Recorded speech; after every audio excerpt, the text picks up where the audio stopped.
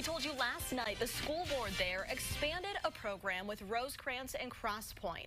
Part of that expansion would mean teaching students in kindergarten through 4th grade about drugs and alcohol. WCIA 3's Ty Bateman followed up with parents about this today. And Ty, the district says this is about prevention. What do families have to say? I spoke with a mother of a 3rd grader who thought this would be a good idea, and she says by knowing the dynamics of the community, it could really benefit the kids in the future. I also talked to 2 mothers whose children aren't in school yet, but would be impacted by the decision later on.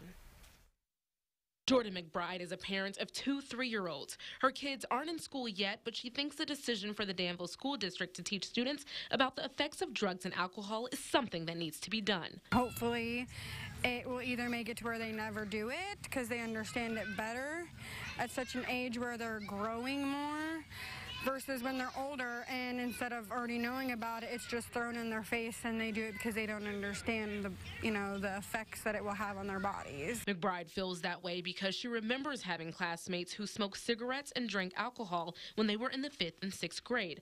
So she sees just how the district wants to make a difference. When we spoke to school administrators about the expansion, they said this could help keep kids in school and educate them on the pitfalls of getting involved with drugs at a young age and why it's important to reach out to someone for support. When your parents are telling you, you don't listen, versus I think if it's positive people in their school that they listen to daily, it would maybe come across better for them. While she's supportive of the school's plan, it raises questions for parents like Ashley Shelton. Do they think that that's going to control parents to not drink so much because their kids know more about it or are more knowledgeable with school? It's just questions like that. The mother of 3 has a 4-year-old who would learn about drugs and alcohol through the program. My daughter being pre-kindergarten, it would just go kind of over her head. Shelton says she can see the benefits, but she worries about the side effects. It might just lead them to being more curious to what's in the drink or why do they drink it so often. Overall, parents say this could help get the conversation going. And it opens up that conversation for the parents to then say, okay, my kids are at that age where they need to talk about this. They're understanding what it is.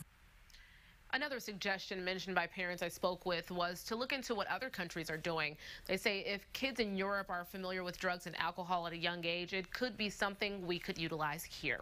Live in the newsroom, Ty Bateman, WCIA 3, your local news leader. All right, Ty, thank you for that follow-up.